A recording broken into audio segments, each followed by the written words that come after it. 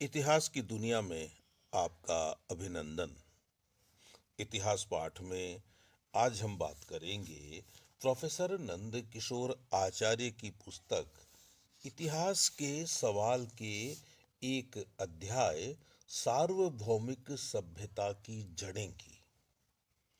Professor आचार्य लिखते हैं, किसी भी संस्कृति को हम उसके अंदर से ही ठीक तरह से समझ सकते हैं। बाहरी प्रतिमानों के आधार पर किसी भी समाज और संस्कृति के मर्म और वास्तविक स्वरूप को नहीं समझा जा सकता। सीधी सी बात है मित्रों कि यदि हमें किसी समाज की, किसी देश की संस्कृति को समझना हो तो हम उसे बाहर से देखकर नहीं समझ सकते। अंग्रेज भारत में रहे और बहुत वर्षों तक रहे, लेकिन क्या वे भारत की संस्कृति को समझ पाए? नहीं समझ पाए, क्योंकि उनका उद्देश्य भारत की संस्कृति को समझना था ही नहीं।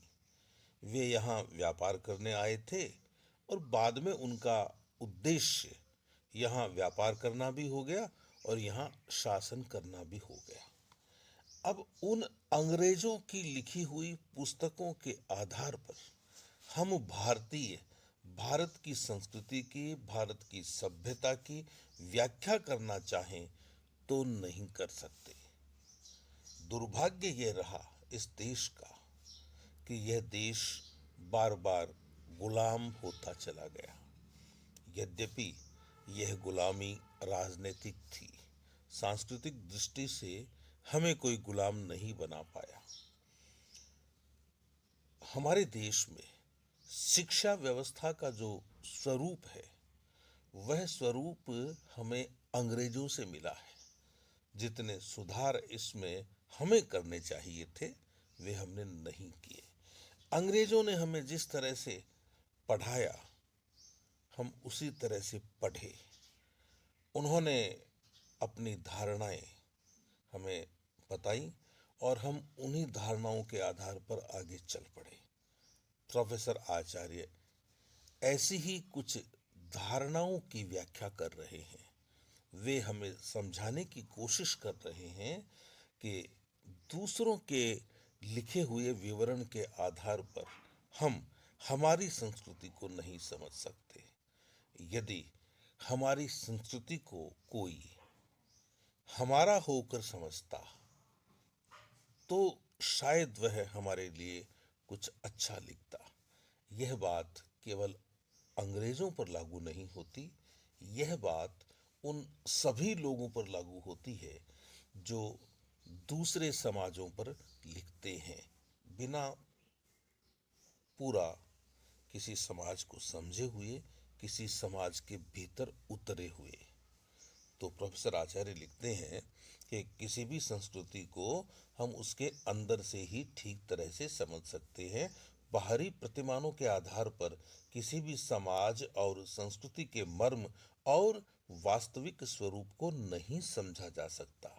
आनंद के कुमार स्वामी की इस मान्यता से बुनियादी रूप से सहमत होते हुए भी यदि हम यूरोपीय दृष्टि से भारत को समझने के प्रयासों को देखना चाहते हैं तो उसका कारण वह ऐतिहासिक परिस्थिति है जिसमें हमारा समाज आ पड़ा है। औपनिवेशिक राज्य और शिक्षा के कारण हमारे अपने समाज में ही एक वर्ग विकसित हुआ है। औपनिवेशिक राज्य और शिक्षा के कारण हमारे अपने समाज में ही एक वर्ग विकसित हुआ है जो अपने समाज को यूरोपीय शब्दावली और प्रतिमानों के आधार पर ही न केवल समझना और परखना चाहता है बल्कि यूरोप के अनुकरण में ही अपनी मुक्ति तलाशता है। एक और वर्ग है जिसे भारत की विशिष्टता का बोध तो है, पर जो ऐतिहासिक परिस्थितियों की वजह से एक प्रकार की आत्महीनता से ग्रस्त है और उससे उबरने के लिए यूरोप को समझाई जा सकने वाली दृष्टि और भाषा में भारत की पुनर्व्याख्या करना चाहता है। इसके साथ ही हम उस वर्ग का भी स्मरण कर सकते हैं जो यह तो मानता है कि मुक्ति अंततः भारतीय दृष्टि में ही है, पर इसके लिए हमें यूरोप से होकर अपनी ओर लौटना होगा। यानी वह वर्ग भी यूरोपीयकरण के माध्यम से ही आत्मबोध को संभव मानता है।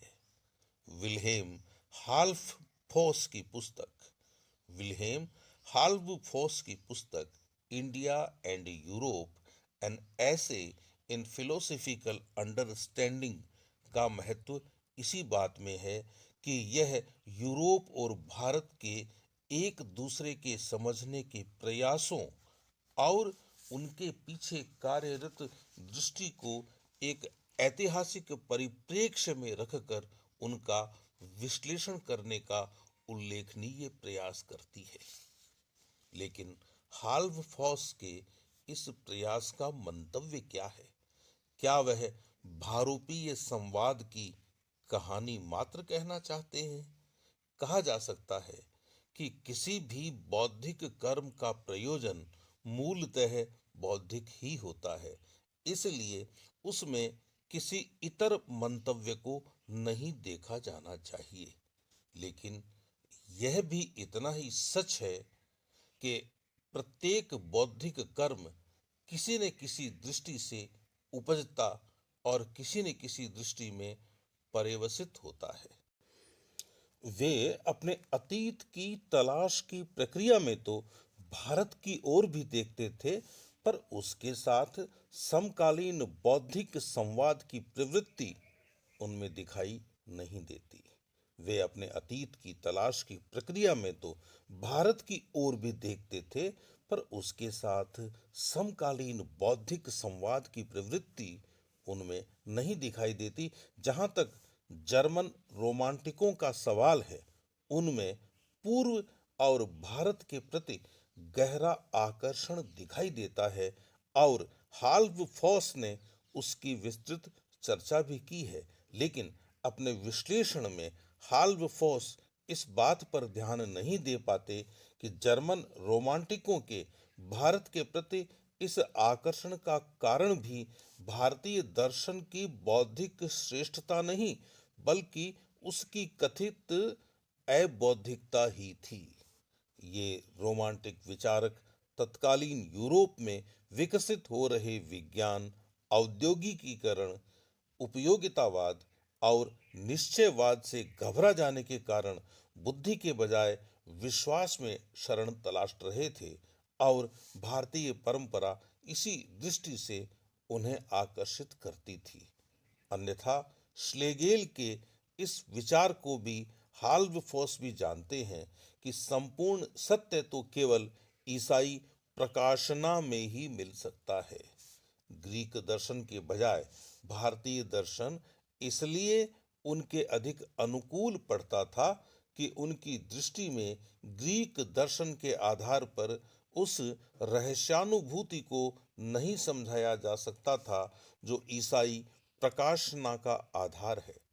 इसी तरह शोपेनहावर भी मूलतः एक निराशावादी ही हैं और यदि वे भारत की ओर मुड़ते हैं तो इसलिए कि उपनिषदों की माया और बौद्धों के निर्वाण की अवधारणा में उन्हें अपने निराशावाद की पुष्टि मिलती दिखाई देती है। लेकिन इस दृष्टि की बुनियादी भूल जीवन को व्यर्थ मान लेने में है, जो न उपनिषद मानते हैं न बौद्ध। जीवन को उच्चतर सोपान के लिए त्यागपूर्ण साधना मानना और उसे व्यर्थ मानना दो अलग अलग दृष्टियां हैं। लेकिन इस भिन्नता को भी यूरोपीय दृष्टि के आधार पर नहीं समझा जा सकता। मैक्स मूलर का भारत के प्रति आकर्षण भी इस रोमांटिसिज्म का ही एक रूप है, क्योंकि मैक्स मूलर भारतीय परंपरा की वयस्क बौद्धिकता के कारण उसके प्रति आकर्षित नहीं होते। उनमें एक तरह का नॉस्टैल्जिया है जो एक वयस्क व्यक्ति का अपने बचपन की स्मृतियों के प्रति होता है। भारतीय परंपरा जैसे वयस्क यूरोपीय बुद्धि का बचपन है। तो मित्रों, यह था आज का इतिहास पाठ। सार्वभौमिक सभ्यता की जड़ें प्रोफेसर नंदकिशोर आचार्य के इस निबंध का वाचन हम जारी रखेंगे, इसकी चर्चा हम जारी रखेंगे। अगले अंक में फिर मुलाकात होगी। तब तक के लिए आप अपने इस साथी को आज्ञा दीजिए। नमस्कार। लेकिन यह भी इतना ही सच है कि प्रत्येक बौद्धिक कर्म किसी न किसी दृष्टि से उपजता और किसी न किसी दृष्टि में पर्यवसित होता है और यह दृष्टि ही इस प्रकार के बौद्धिक प्रयास का मंतव्य हो जाती है। भारोपीय संवाद की इस ऐतिहासिक व्याख्या में हाल्बफॉस की दृष्टि क्या है? क्या वे भारतीय दृष्टि से इस संवाद को समझना चाहते हैं? इसका पूरी तरह सकारात्मक उत्तर तो नहीं दिया जा सकता, पर यह अवश्य है कि ऐसे अन्य अधिकांश प्रयासों की तुलना में हाल्बफॉस का रवैया तार्किक है। यूरोप की ओर से भारत को समझने की पहल प्राचीन यूनान की ओर से शुरू होती है। अलेक्जेंडर के आक्रमण के परिणाम स्वरूप और इस पहल में ही भारत के प्रति कुछ आकर्षण के बावजूद वह दृष्टि तय हो जाती है जो भारत के साथ यूरोप के सुदीर्घ बौद्धिक संवाद का मुख्य आधार बनी रही। और यह दृष्टि डायोजनीज लेट्रियस के इस आग्रह में भी अभिव्यक्ति पाती है कि फिलॉसफी मूलतः यूनानी बौद्धिक प्रवृत्ति है और भारत में अथवा पूर्व में कहीं भी इसका समानार्थी शब्द नहीं मिलता। इसका तात्पर्य यह होता है कि प्राचीन दुनिया में केवल यूनान ही है जो बुद्धि के आधार पर इस दुनिया को और मनुष्य को समझना चाहता है। अन्य स्थानों पर जो विचार विकसित हुए हैं वे अपनी उत्पत्ति में अबौद्धिक हैं। यूनानी सभ्यता के दिनों से ही अपनी बौद्धिक श्रेष्ठता के इस एहसास के आधार पर ही यूरोप गैर यूरोपीय समाजों के साथ अपने बौद्धिक रिश्तों को रूपायित करता रहा है। यूनानी सभ्यता के दिनों से ही अपनी बौद्धिक श्रेष्ठता के इस एहसास के आधार पर ही यूरोप गैर यूरोपीय समाजों के साथ अपने बौद्धिक रिश्तों को रूपायित करता रहा है। इसलिए यह आश्चर्यजनक नहीं लगता कि हेगेल जैसे दार्शनिक के लिए भी, जिसके वक्त में ही भारत को समझने के व्यवस्थित यूरोपीय प्रयासों की शुरुआत हुई, भारतीय परंपरा एक अतीत है और उसका भविष्य यूरोपीयकरण में ही है। हेगेल की यह धारणा ही भारोपीय बौद्धिक संवाद का मुख्य यूरोपीय आधार रही है। यद्यपि 18वीं शताब्दी के ब्रिटिश प्राच्यविदों और जर्मन रोमांटिकों में प्राचीन परंपराओं और विशेषतया भारतीय परंपरा के प्रति अधिक सहानुभूति और आकर्षण दिखाई देता है। विलियम जोन्स, विल्किंस और कोलब्रुक जैसे ब्रिटिश प्राच्यविदों को भारत विद्या या इंडोलॉजी का जनक माना जा सकता है, लेकिन भारत की ओर उनका आकर्षण मूलतः अतीत परक था। वे अपने अतीत की तलाश की प्रक्रिया में वे अपने अतीत की तलाश की प्रक्रिया में तो भारत की ओर देखते थे, पर उसके साथ समकालीन बौद्धिक संवाद की प्रवृत्ति उनमें नहीं दिखाई देती। विलियम जोन्स, विल्किंस और कोलब्रुक जैसे ब्रिटिश प्राच्यविदों को भारत विद्या या इंडोलॉजी का जनक माना जा सकता है, लेकिन भारत की ओर उनका आकर्षण मूलतः अतीत परक था।